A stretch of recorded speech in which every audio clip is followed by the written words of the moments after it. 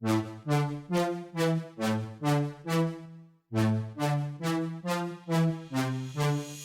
back to another episode of the Next Level Minds podcast. My name is Chris Chapman, and I am your host. For those of you who are tuning in for the first time, then this is a podcast dedicated to those who want to reach a next level in their business, personal, or career life. Every other week, I'm blessed to sit down with a fully qualified guest, entrepreneur, content creator, or mover and shaker in their industry and really walk through their story of how they've gotten from point A to point B and overcame various adversities along the way. Now, before we introduce today's guest and dive into the episode, just wanted to go ahead and reiterate my main goal here, which is to impact over 1 million people by helping them reach a next level. So if you've not done this already, please take the time to subscribe to Next Level Minds on Apple Podcast and share this episode with a family member, friend, or colleague. And if you're really feeling special, leave a review of Next Level Minds on Apple Podcasts and let me know what you think. Huge shout out to those who have done this already. Very helpful. Really enjoyed the feedback, and also love that you guys are sharing the podcast as well. It's been great to get random LinkedIn messages as well as Instagram messages, just from random people I don't know about the podcast. So really appreciate you guys helping to share the vision. Now, on to today's guest. I'm sitting down with Marcus Chan, who is the founder of Vinley Consulting Group, which is really a business that specializes in helping sales professionals and sales leaders, really just helping them reach a next level in their sales volume. Marcus really has a story of building something from nothing. He's gone through a lot of different things and basically ground up development with his success. So I'm super excited to dive into his story.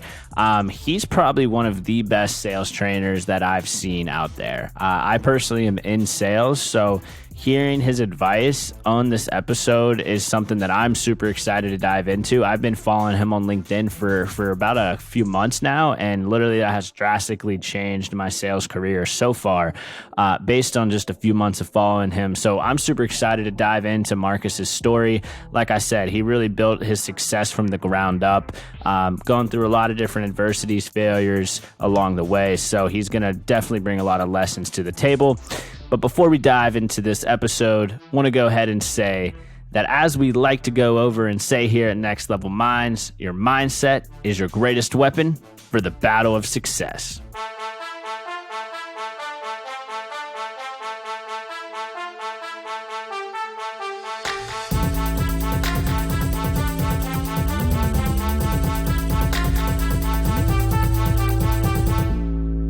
Marcus, thanks for hopping on the Next Level Minds podcast. Really appreciate it. Chris, it's my absolute pleasure. I'm excited to be here.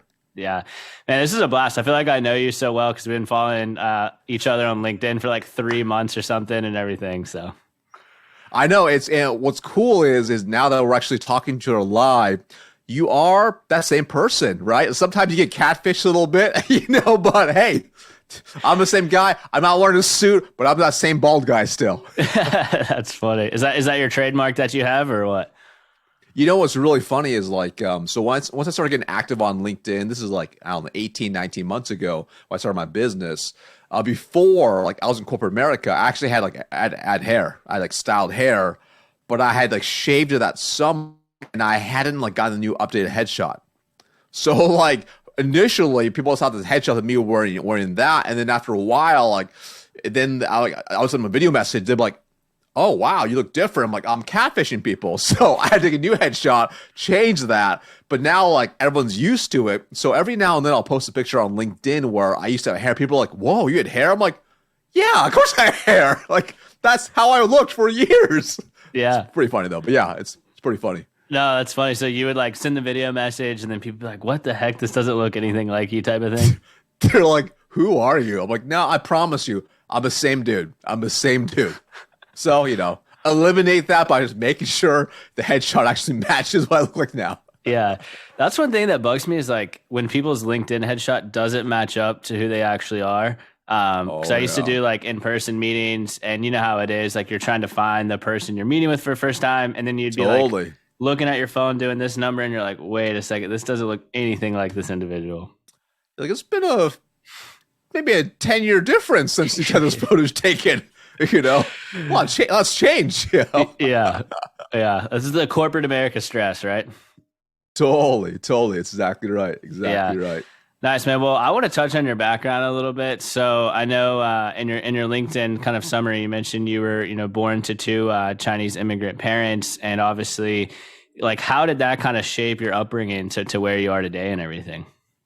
Yeah, it was massive, especially early on, growing up in that type of environment. So my parents, when they came to America, they really had nothing. So we lived in a very, very small house. We got to see, there was times we were about, going hungry. We worried about money.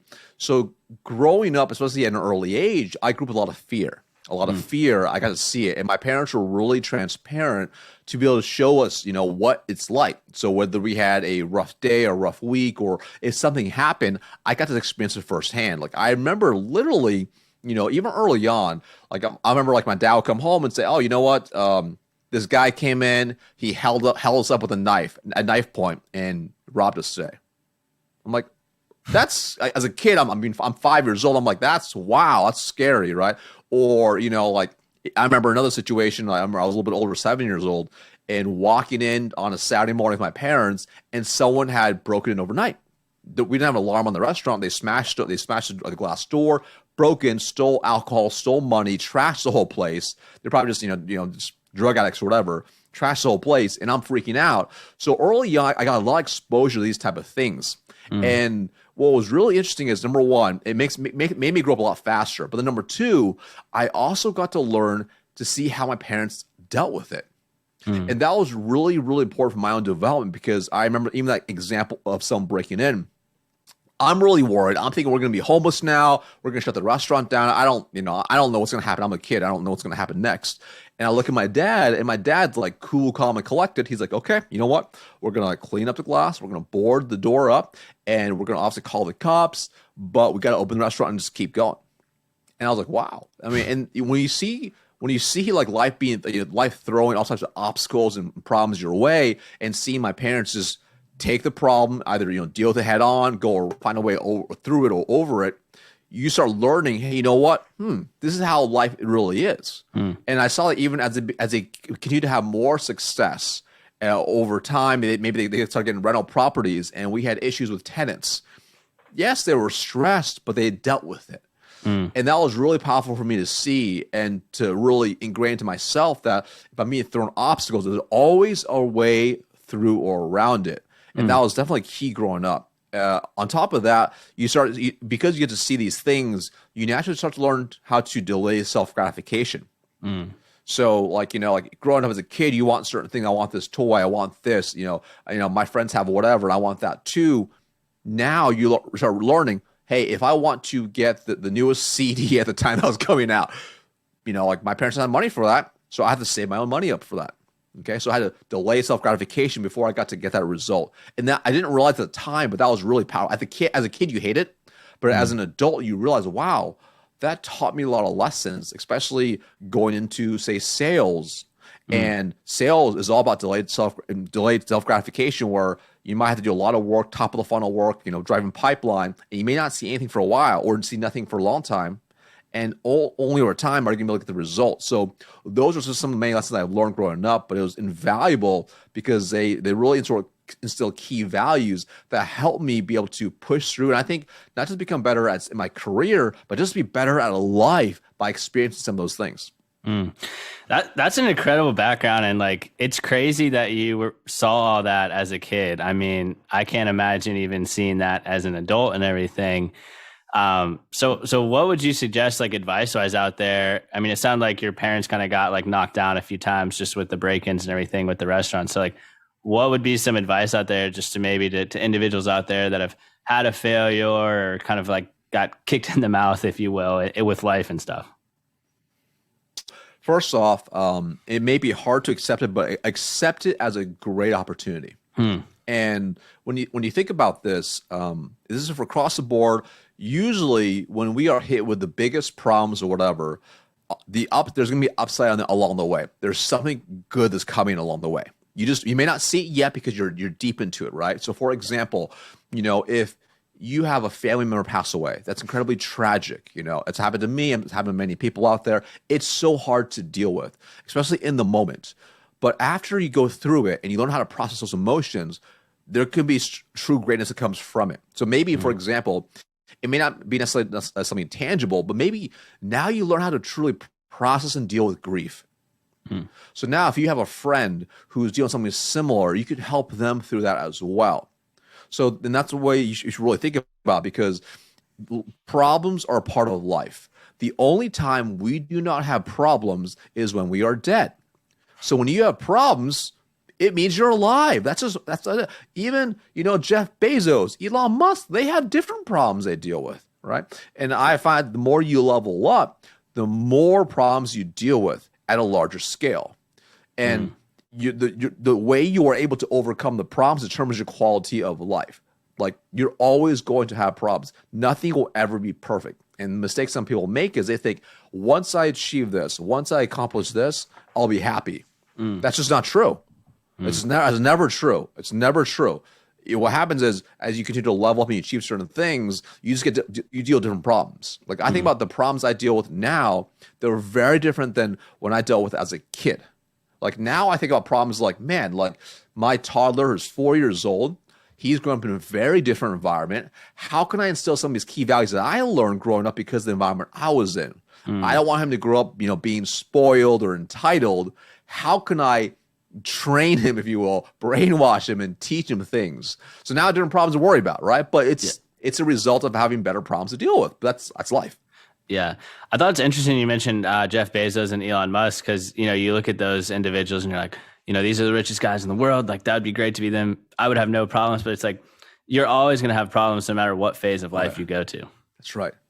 Like, you think about someone like Jeff Bezos, Elon Musk, lawsuits are against them right now. Probably just like dozens, if not hundreds of lawsuits, right? Way different problems. Like, they're out in public. They're probably always worried about people like they're one of the wealthiest people in the world. They probably have trust issues. Yeah. Who can they trust? Who's actually truly going to be close to them, they can rely on, or who's out there for the money? So now they have very different problems to worry about as a result of their success. You also mentioned something too about like kind of just like delaying the happiness of like, when I get here, I'll be happy. But then you also mentioned in your story, like, delayed gratification. So is there kind of like a difference between delayed gratification and then putting off happiness?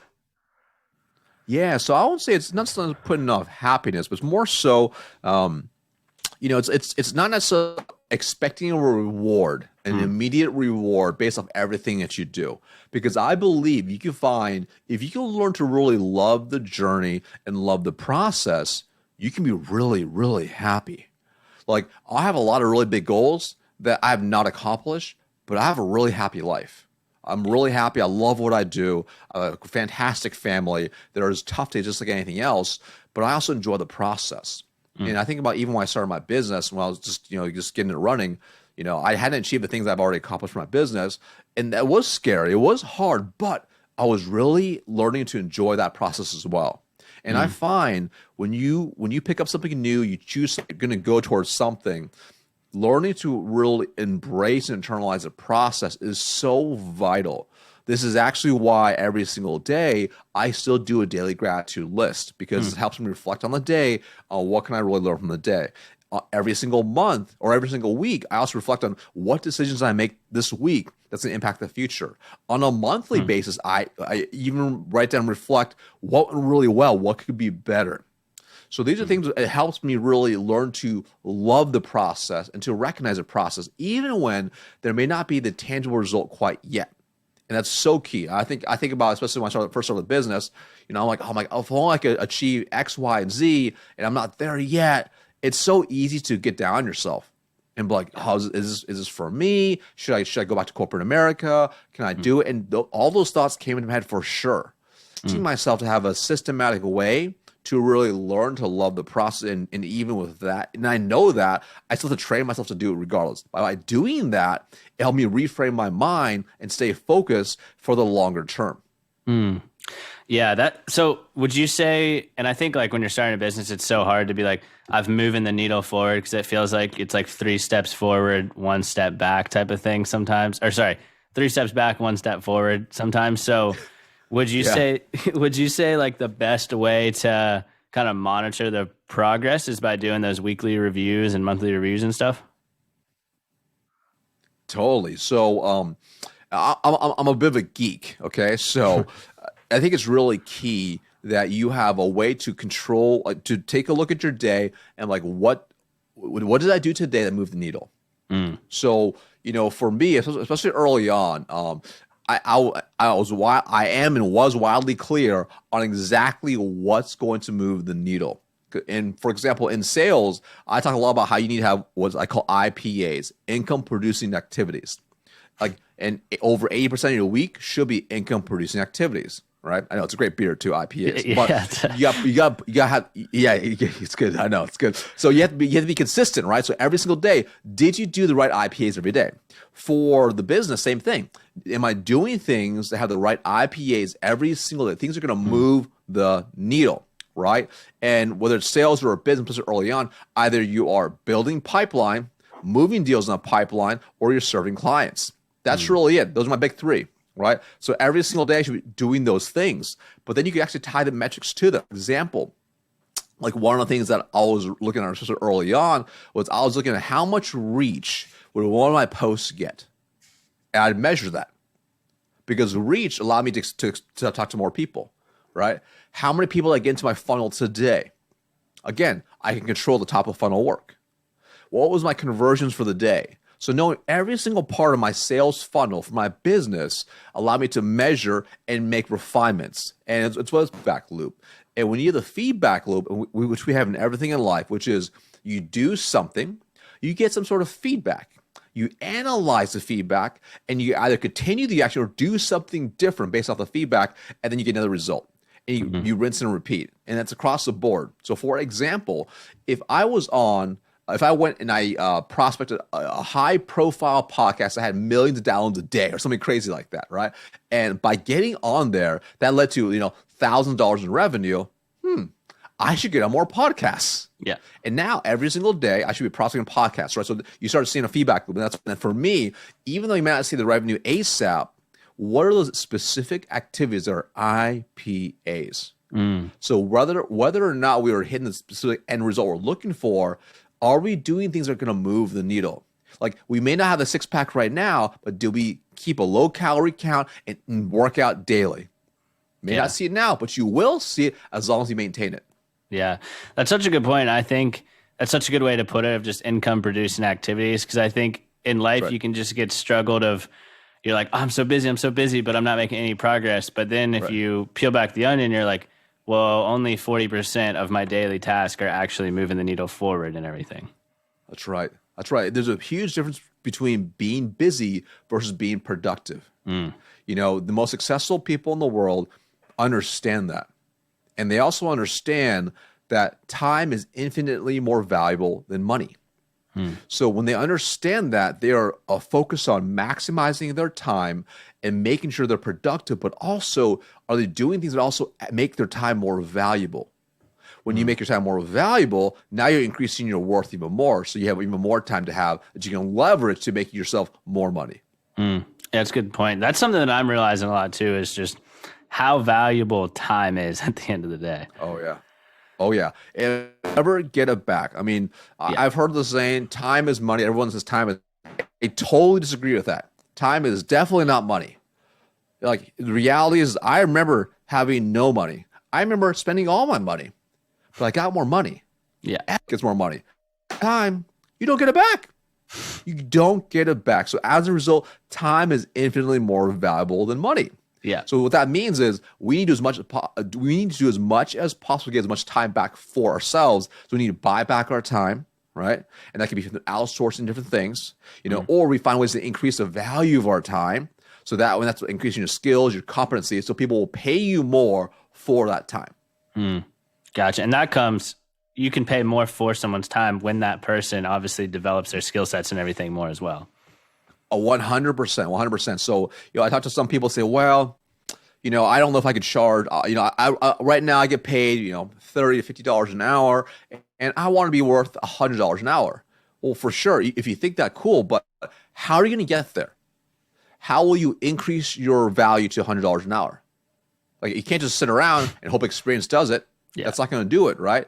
But what can you do to increase your skill? So, for example, maybe I see a lot of sales people like, I'm just going to work harder. Well, okay, yeah, you could do that.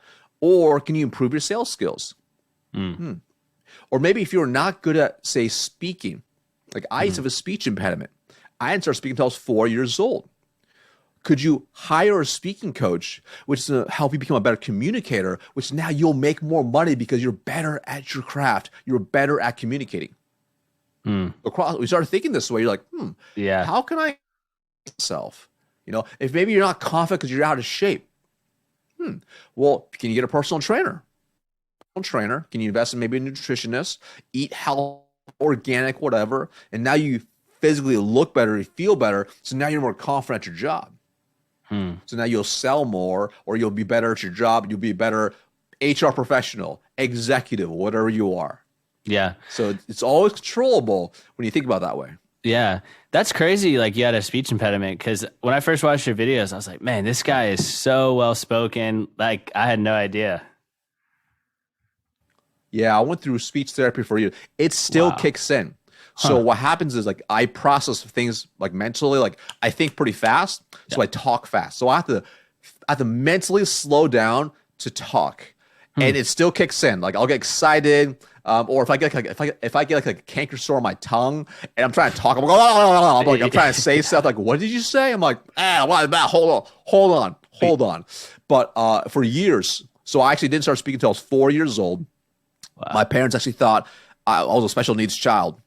And then I started speaking, and then I had a speech impediment.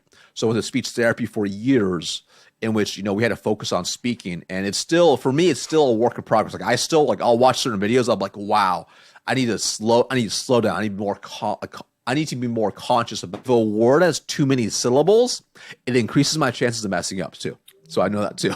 Wow. Huh. Going back to the self-awareness, though, that's good that you know that, obviously. Yeah. Yeah, so people have told me. The feedback loop, right? Yeah, so, the feedback loop's right. Yeah. You were talking about corporate America, and I know, you have like miles of highlights, obviously, through your experiences in sales and everything. But I guess before those, I also saw that you were like the worst rep at one point, and then kind of slowly worked your way up to President's Club, winning multiple awards. So, like, what was that kind of journey look like in your sales career? Scary and hard, first off. Yeah. So, I remember, first off, my parents didn't want me to go into sales. That was the first thing, because I'm clearly Asian if you're watching this video, and my parents are immigrants. So they expected me to go through a path they thought was more prestigious, be a doctor, a lawyer, an accountant, something like that. So when I graduated, I didn't know what I was going to do. And I was really fortunate where I was able to actually get 5 job offers on the table at the time. And they ranged from a $29,500 base salary up to a $60K base salary. And they were a mixture of different roles, from B2B sales all the way through like an analyst role, working in banks, etc. So I went for the lowest paying $1,500 because it was in B2B sales. But I wasn't choosing because it was a B2B sales role. I just saw the opportunity to learn and grow how to build a business. And it was a startup division of a major company. So when I started, and I've always been a hard worker. It's like, because growing up, I always worked hard. So I was able to have decent success by just working hard. I'm like, you know what? Sales people just work hard, right? Like, I heard it's a numbers game. I'm just gonna get started. I'm gonna work really hard. I'm gonna do the most work. My parents were very much against it, but I did it anyways. Went to go. I remember I was absolutely awful when I started. Absolutely, the absolute worst. Like, I remember the first day, my boss said, "Hey, Marcus, why don't you go knock on doors by foot?" And he said, I'm like, "How many businesses?" He said, "Go talk to 30 businesses." I went to 60 businesses that day. I closed 0 deals, booked 0 appointments, generated 0 interest. I'm like, oh man, okay, I'm just gonna try again tomorrow. Next day I go out again. I walk into another 60 different businesses, over 60 different businesses. So in 2 days, over 120 different businesers, generate zero interest, close zero deals, book zero appointments. And I'm like, I'm freaking out now. Yeah. Like, I'm just like, there's something wrong with me. Like, I don't know what's going on. 2 days after, the next 2 days, I went to my boss and what should I do next? He said, start calling all of them. So the next 2 days, I called each of those numbers like multiple times to try to book appointments. Again, book zero appointments. So at that point, it was like, I was like, oh no, week one is like, this is not good. My parents are totally right. I'm not cut out for this. I was second guessing myself. And I was also very worried I get fired. I'm like, I've never failed before. Like, I've always got at least a B in school. Like, I've always at least tried and been okay. And I'm busting my butt. I'm outworking everyone. I had no idea why I was just not having results. And I remember that weekend, I was complaining to my girlfriend. I was blaming everything on the world. And she said, well, Marcus, you always been pretty studious. Why don't you get some sales books? I'm like, I guess that makes sense. Went to the library, got some sales books, every single sales book I can get at the time. And I started reading voraciously, trying these things for the next several weeks. Again, no success. For weeks, literally weeks, I was outworking everyone, making the most cold calls, walking about businesses, sending the most cold emails, literally closing nothing. Others were like closing deals. I was like, there's something wrong with me. Like I'm just like, I grew up working in a restaurant. I should go back to service or operations. That's just what I'm made for. I'm not a salesperson. I can't do this. I can't do this. And I remember during my journey of trying to figure myself out, one of the books I just happened to come across because it went from like sales books to Zig Ziglar to Brian Tracy, then to Jim Rohn, Tony Robbins. And I remember I got the book Awaken the Giant Within by Tony Robbins. And in that book, he says, if you don't like the answer, ask a better question. And that was a major aha to me because I realized at that point, I've been asking myself really bad questions. I've been creating a negative mind space. So for example, really bad cold call, I get shut down, someone pulls a gun on me, which has happened, a dog bites me on a cold call, whatever, all these things have happened. I'll be like, oh man, what's wrong with them? They're stupid, they're terrible, they're awful, what's wrong with them? Why do they hate me, whatever? And I realized those were disempowering questions. So I started asking myself better questions like, okay, what can I learn from this? What can I do better? What can I do on the front end to increase my chances of back end a win rate? How can I increase my win rate on the front end? What can I do instead? What can I say differently? When you start asking yourself questions like this, you start seeking solutions versus problems. And this is the beginning. This is where I started learning these type of things. And I realized at that point, it wasn't immediate, but I started getting better results, right, over time. I realized when you work hard at your job, you make a living. But when you work hard on yourself, you make a fortune. I became obsessed, literally obsessed with investing in myself. Like literally, I read every single personal development book, the audiobooks, the physical books. I didn't have the money at the time, but I went to a Tony Robbins conference. I started just like obsessing about success. And I stopped focusing on sales. I focused on being the best version of me. And as a result of that, I started getting better results. And it started to compound over time. And the thing, here's what's really interesting is I didn't realize at the time. And fast forward a few years later, and because at the time, when you graduate college, your buddies, you're all at the same, like kind of same playing field, if you will. Yeah. But what you do over the next 5 to 10 years depends on who's going to go up and who's going to kind of stay stagnant. And fast forward a few years, and I don't say I started losing friends, but I started having a tighter circle because we stopped connecting as well. And I started continued to compound these habits every single day, nonstop, of being the best version of me. And fast forward at this point, I remember this is like 2011. I had a lot of success at that point. I'm like, I got my, I already got my MBA, I had worked full time, built these multi-seven-figure operations, and had gotten married, bought my first house. I feel like I'm doing pretty good for a 25-year-old. Like, life's pretty good. Built a great net worth. I'm like, all right, life's pretty good. And then I'm like, you know what? Maybe I got lucky. Maybe I got lucky. Let me go ahead. Let me try this at a different company. Can I do it again? Like, I need a bigger challenge. Like, I feel like I'm a big fish in a little pond. Like, can I do it again, or maybe I got lucky? So I made a calculated risk, made the jump, went to a different company. I was scared. I was super, super scared. I'm like, oh man, like this could be a do or die moment. I was really fortunate, had success there, got promoted very, very quickly as well. And then fast forward till about 2015. So at this point now, I graduated in 2007. So 8 years after I graduated, I'm like, this is not a fluke. And people started asking me questions. They started saying, hey, Marcus, at this point now, you've been promoted 10 times in 8 years. Wow. Like, how did you do that? Or 9 times in 8 years? Like, how did you do that? Like, I'm like, well, and I was reporting another promotion again.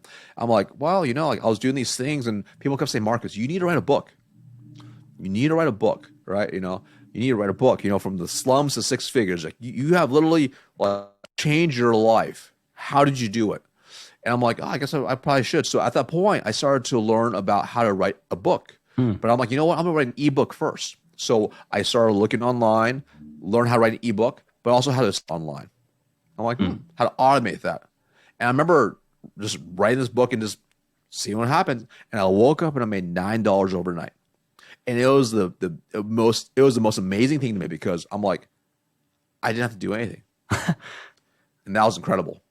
I'm like, I woke up, $9 is nothing, but I'm like, but some stranger just paid me $9. That's the weirdest thing. So that's when I had this realization. I'm like, people are willing to pay me for my knowledge because of who I become, right? So, and I share that with you because it wasn't an overnight thing that suddenly had success. It was compounding, and I didn't realize. It's as if when you are with your, any cousins or nieces or, younger brothers and sisters, if you see them every day, you don't see how much they grow, how tall they get. You don't see them for a year. You're like, wow, you grew like a foot. And that's how it felt, but it was over like an 8-year time when I truly realized it. So it was definitely, it was like little by little, I was growing and becoming a better version of me. And I'm still growing today, every single day. Yeah, man, that is like so much to unpack there. I could just elaborate on all of those points. But I think the biggest one that I think the listeners and myself can get value from is you took the time to invest in yourself. And then that's probably when you saw the most dividends down the road. That's right.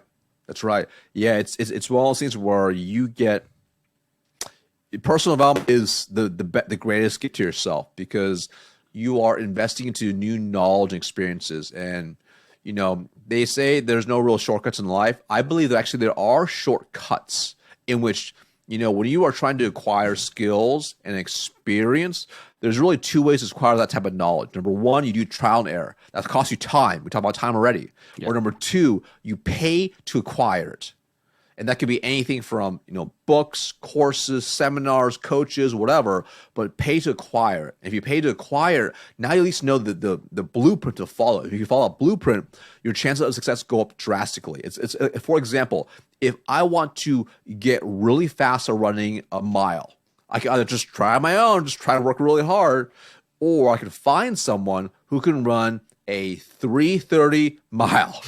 And I'm going to hang out with them and pay them to teach me what should I do for the next 60 days. Yeah. And now my chances of success are going to go up so much faster. That's what happens. Yeah. And like you touched on an interesting point there. It's like, I want to find someone that got this mile time. And we live in an information era where it's like, if you want to learn how to do something, right, YouTube it, go on Instagram, LinkedIn. I've learned so much from following you for 3 months and everything. So I think there should be no excuse to go out there and learn. Yeah. So I find in today's world, they have information overload. Yeah. Right. That it's just, there's so much out there. Like, who do you follow? Who do you listen to? And I would say for those out there who are like, okay, that sounds cool. Yeah, it's easy to find, but what should I do? Well, number 1, be very careful who you take advice from. Yeah. Like, I'm a firm believer, only take advice from people who have achieved what you already want to achieve consistently. Like, not a one-hit wonder, but someone who's consistently just winning, right? And then from there, you can take their advice. Understand that it's not just the right knowledge, it's the right knowledge coupled with consistent daily actions and habits that are going to lead to the result.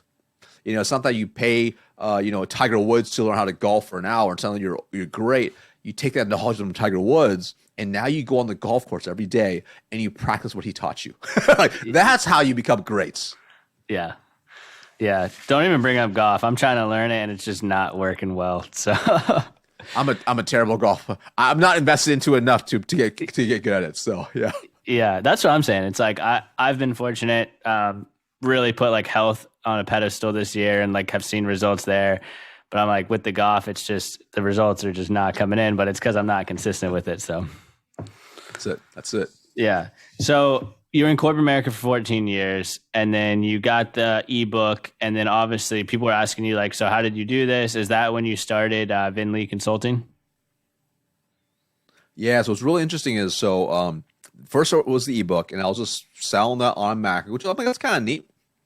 I remember I created my first Instagram business page at the time. It was like 2015. Was kind of selling. It wasn't a lot of money, maybe a couple $100 a month. Nothing. I mean, and at that point, it's like I'm making well into six figures. I'm like, there's no way I can quit my corporate job for a $9 ebook. You can't really. I mean, maybe you could. You need a lot of traffic there to get to that point. Yeah. So at that point, I started to really pay attention to what were people asking me questions about. Like what could I do? What could I monetize? How can I help more people make a bigger impact? Because after a while, I was not to say I wasn't challenged like corporate America. That was having success. There was tough days or anything, just like anything else. But you get to the point where I'm like, this is almost running on autopilot, right? And in order for me to level up even more, do I need to get out of the pond again? Am I too big for this pond? Right? How can I really serve more people and do more? Because even though I had a big organization, I had 110 plus employees, and it was really cool helping develop them. And because of my what I achieved at the company in such a short time, I had a pretty good reputation, and a lot of people were coming to me. Like I was mentoring I mentored like all these people as well. I'm like, okay. I'm like, but I wanted to do more. So I started looking online, and I started obsessing about internet marketing at that point. Like I'm like, this is amazing. This $9 ebook. This is wild. Like what else can I do to have a bigger impact to help more people? And at that time, online courses weren't as big as they are today. Now everyone and their mother has an online course. All right. Most are crappy, but at least everyone's got something, right? Yeah. I'm like, okay. So I'm like, an online course sounds pretty neat, but what could I create it on? So I started paying very close attention to what people were asking me questions about. And I found the most common questions were very basic, what I thought was basic B2B sales questions, business sales questions. So I'm like, you know what? I should build something that's step by step that I could just give to past Marcus when he started in sales. If he had this solution, it would have solved all his problems. And I'm like, that's what I need to build. So it took me 2 years. I was still traveling. Like I was in a hotel room at least 100 nights a year. I was flying nonstop. And so it took me 2 years to build out this course, like late nights. I mean, at that point I was running 80-hour weeks for just work. So after hours, we had a baby too. After hours, in between, like just trying to build this out. So it took me 2 years. I finally built it out. And I remember after I built it out, I'm like, this is pretty good. But I'm like, crap. What if nobody buys it? What if nobody buys it? What if I just wasted like 2 years of my life? That was the major realization, a worry I had. And I remember I was like, screw it. Let's just launch it. I just launched it to a very small email list. Launched it. It was early 2019. Woke up overnight, made $2,000. Wow. And it was like, whoa. I could scale this. Yeah. I could scale this, but more importantly, I can really have an impact with this. And that was really, really cool for me. And at that point, I also, I didn't want to just quit my job and leave. I also knew, there was a couple of things I had a timeout. I had a bunch of stock that I was going to invest because of my role I was in, a bunch of equity I was going to invest in mid-July. I wanted to cash that. I wanted all of that. I had my President's Club trip that I hit again for that year in August. I wanted to go to my free 5-star. Okay. I also knew because the company is such a great company, they're constantly performing. I knew we'd have another great earnings call and stock was skyrocket. So I wanted to cash out after that happened. Right. So I wait for all those things to hit first. So then mid-September, after all that happened, I really cashed out and turned in my 2 weeks and left. And I went all in my business.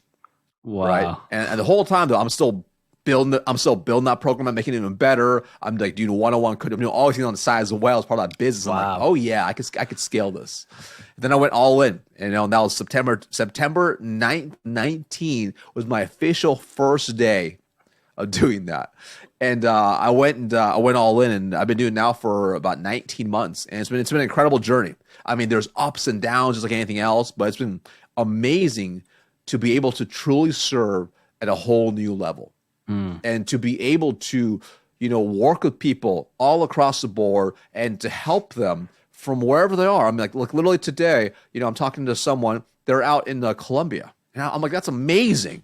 Like, I couldn't do that in my prior company, right? Sometimes they're in Ireland or Ireland or the UK or wherever. It's amazing to me to be able to serve now so many more people and to have just an unlimited impact by being able to do this. It was scary, yes. Great risk leads to great rewards as a result. Man, the cool thing I like about that story, obviously like everything in between it, but the cool thing I really like is that you kept using the word serve and impact and make a difference. It's like you weren't just saying, oh, the money, the money, the money. You're saying the impact, the impact, the impact. I think that's what makes great businesses at the end of the day. It's so true. I find, early on when, being young, being very poor, it was all about the money is what it seemed like. You get so focused on because like you don't, when you feel like you can't survive, that's all you focus on. You're not focused on goals, you focus on survival, right? But once you are able to consistently exceed it and be able to survive, you start going up, Maslow's hierarchy of needs. And now you're able to focus on other things.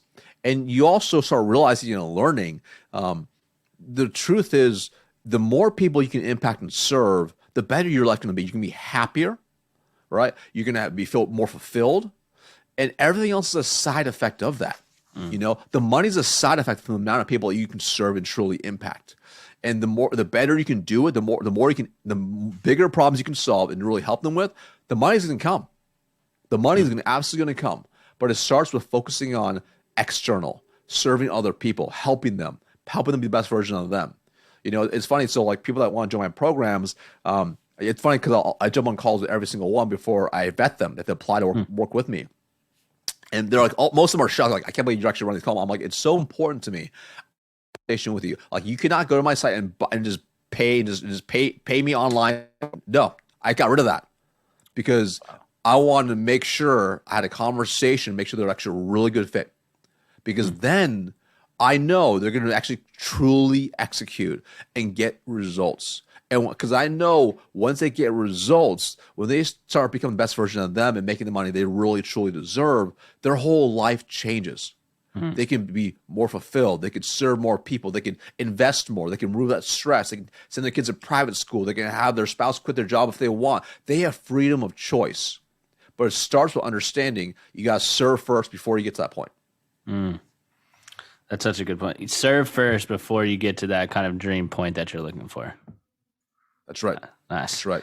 That's awesome. I love that. And I'm young as well. I mean, I'm trying to do that every day. And like you said, I mean, it's hard when you're first starting out because you're like, oh, the money, the money, the money. But that's just something that's tried and true advice right there to serve first. Yeah. So let's dive in here. You have some awesome content on LinkedIn. Definitely want to encourage all the listeners out there to follow and connect with you. But let's start with like first question here. You made an awesome video the other day about just ways to close a sales interview. So can you elaborate on that video you made? Yeah. So typically when a lot of people don't realize is an interview is just a sales call. And ultimately, if you did a good job portraying your value and showing that you can solve their problem, having open head count, you should close them at the very end. Meaning you need to walk away knowing exactly where you stand and what's going to happen next. And the mistake many people make is they have the interview, maybe they have a couple questions at the end they ask, and they say, oh, cool, what are next steps? And the recruiter is like, oh, we'll follow up with you, whatever. And then you go away and you're feeling good about yourself, but not really. Because you stand, but you tell yourself you're in a good spot. So you are smoking what I call the hopium. And hopium is very, very addictive because now you're attached to a maybe versus you go in for a very confident close. So after the interview is about to wrap up, they say, any more questions? You have no more questions. They have one last question I want to ask you. You say, hey, Chris, so first off, thank you so much for the time today. It meant a lot to me. Now, I can tell you right now, I'm 100% confident I'm the absolute best fit to work for your company in XYZ role. Based on my skills and experience, I know I will over-deliver. Do you have any questions, concerns that hold me being offered today? And you just wait. And you see what they say. Now, at that point, they're going to be forced to say something. Yeah. Don't say a single thing. They might say, oh, you know what? We're not sure, Marcus, I'm not sure about. Hey, I can appreciate that. Tell me a little more about that. Help me understand what's on your mind. Because that's really an objection, right? There's something in their mind that you need to overcome. And that could be a limiting belief about you. It could be a misconception. It could be they misinterpreted something you said earlier, but you don't know. That's the truth. So uncover what it is so you can overcome it. So for example, maybe if it was a sales role that you're interviewing for, they're like, oh, well, I see you've been an account executive, so I know you're good at closing and doing this type of thing. I just saw you did an awesome close right now, but worried because it's a full cycle role and you need to go out there and get booked meetings, and that's really hard. At that point, you have to now overcome it. Okay, cool. If I understand you right, you feel very confident I can definitely close, but you want to make sure I can fill a big, fat, juicy pipeline with lots of booked meetings. Is that right? Yes, it is. Beautiful. Now you overcome the objection. You explain why that's not an objection. You explain why it's not a reason to hold you back. You explain why you can still do it. You explain why, and you make sure it's no longer an objection. And then you go for that close again. And at that point, now you want to make sure they know, like, okay, no, you know what? No, that makes perfect sense. I'm so glad you elaborated. I said, no, we have no other concerns. Beautiful. So aside from yourself, is there anybody else that I need to meet with before you guys make me an offer? Nope, it's just me. Okay, cool. So is it safe to say you'll be making an offer later today? Yes, we will be.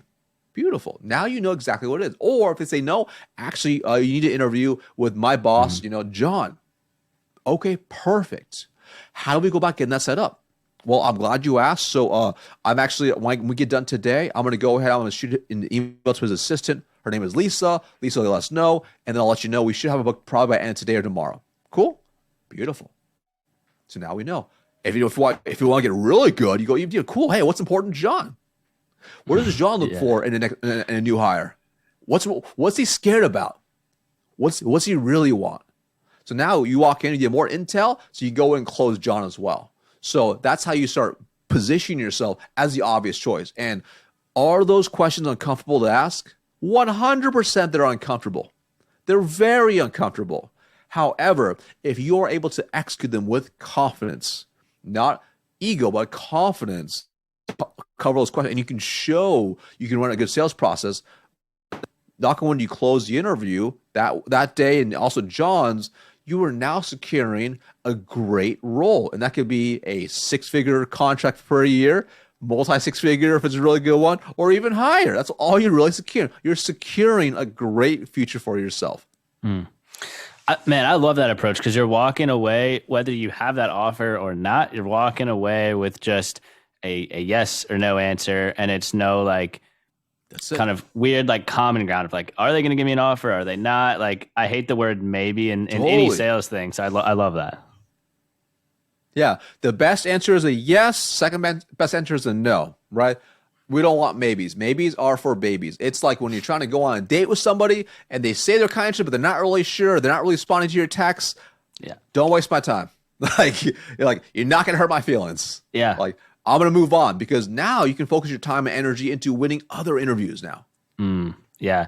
And just same with the sales process. I saw you mention that, and I was actually following up with a client who was giving me the maybe, and I shot him an email. That subject line was yes, no, maybe. And I said, hey, let's go ahead and move forward right now and get out of this maybe game. And then he's like, all right, sounds good. I was like, wow, not everyone's going to happen like that. But I was like, man, that's great advice. It's amazing, right? I mean, if you have a prospect or a client who's kind of on the fence, there's nothing wrong with giving them a call. Say, hey, listen, hey, you kind of the normal rapport. Hey, listen, I want to see actually, are you available Tuesday at 1:00? Because I want to tap a couple things with you. Because on Tuesday at 1:00, my goal is at that day, you got to give me a yes, great, we'll move forward, or you can give me a no, which is totally fine. Just don't give me a maybe. Let's have some progress from there. So can we set a time Tuesday at 1:00 where you give me a yes or no? Is that fair? Cool. Beautiful. Book the meeting. Go and close them. That's it. This saves you that time. And if they're kind of like, oh, well, I'm not sure. Well, hey, listen, here's the thing, Chris. I just don't want to be that person who's pestering you like a mosquito. I get that.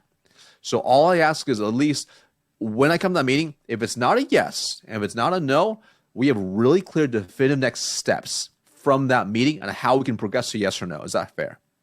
Okay, that sounds good. Because at that point, maybe there's other people involved. We don't know. So again, you have the ball in your hand. Now it's like, how far can we move down the field? And every single yard counts. Man, I like that. And you're kind of, sometimes you have to walk the customer into kind of that next step because sometimes I don't know. Correct.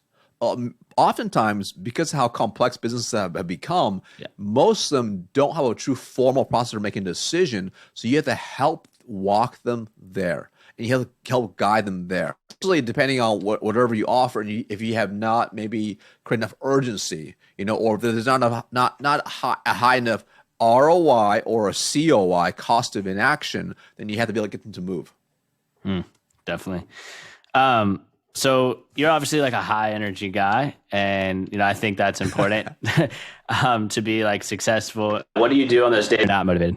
Yeah, so motivation is one of the things where you have to ways to create motivation. If I only took action the days I felt good, I would get nothing done. And this is where I'm a firm believer. You have to train your mind to take action regardless of how you feel. And that means you have to create habits. Like when you have a really good habit in place, you should feel guilty when you don't do it if it's a good. So for example, if you get in the habit of working out every single day and then you don't work out, you should feel guilty, right? You should feel guilty. So that means it's working, and that's across the board. So I have built in specific habits that really keep me fired up and motivated regardless of how I feel. So for example, I am one of those guys who has like the wild morning routines. It's nothing too crazy, but it is a morning routine. So for example, every day I wake up at 5:15 in the morning, right? 5:15, I wake up, I don't check my phone. I turn my alarm off. I go brush my teeth, I change, and I go and do a power 30-minute workout. So I'll do 360 to 480 reps of a targeted muscle group. And while I do that, I also listen to something that's going to teach me something, enlighten me, or get me fired up. It's so important. It's like like some people watch YouTube videos. I need to listen to something that's going to inspire me, right? So whether it's a book, whatever it's going to be. After that, I go and I go downstairs to my home office here. I will actually do Wim Hof breathing exercises for 3 minutes. After I do that, I will write out my 1, 3, and 5-year goals. After I write those goals out, I will actually sit and I will visualize for 5 minutes my perfect day a year from today, assuming I hit all my goals. And to be really specific, what I've actually done is I've actually written out my perfect day as a story. And I actually have narrated it into my phone as an audio voice memo. And I will listen to it as I visualize my perfect day a year from today, assuming I achieved all my goals. After that's done, I will go and I will visualize my upcoming day going exactly the way I expect it to go. Perfectly. Every single thing that I do. Then I go through affirmations, all right, for about 5 minutes. And then after all that is done, it takes about an hour and a half, I'm ready to rock. And then from there, I do a little bit extra cardio as well, but I'll go and I'll post on social media. Then I'm on like LinkedIn for like the first 30 minutes.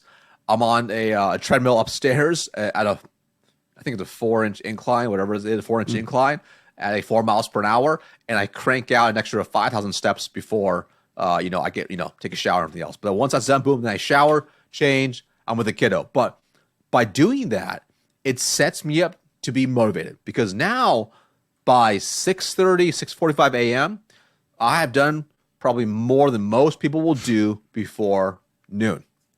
And that fires me, it gets me excited. So regardless of how I feel, even if the rest of the day goes to crap, I now at least feel good. I got my morning set. And then on top of that, once the day ends, once we do everything else, I do all these things with my family, eat dinner or whatever, I do my gratitude. So even if the day goes terrible and I'm feeling no motivation, again, that gratitude, that forces me to stop, write down what I'm grateful for, and then go from there. And then from there, I have a whole nighttime routine where I'll meditate. I'll also like review my 3 and 5 year goals, and I'll read a book, and then I go to sleep. So again, there's these things I put in place designed to train me to stay motivated, because I can't rely on how I feel. So I need systems in place that helps me repeat how I want to feel.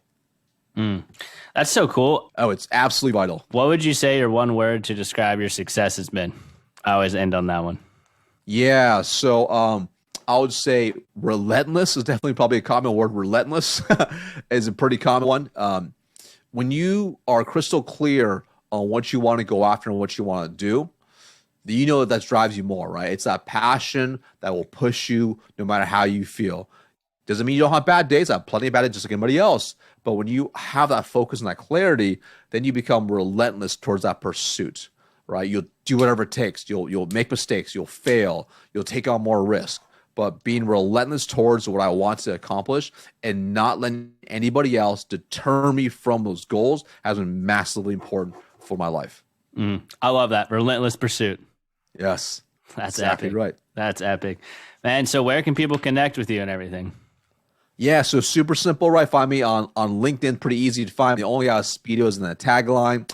You can also head to sixfiguresalesacademy.com. That's sixfiguresalesacademy.com. There's free training, bonus. You can access my blog there. Tons of free stuff to help people sell more if you're in B2B sales.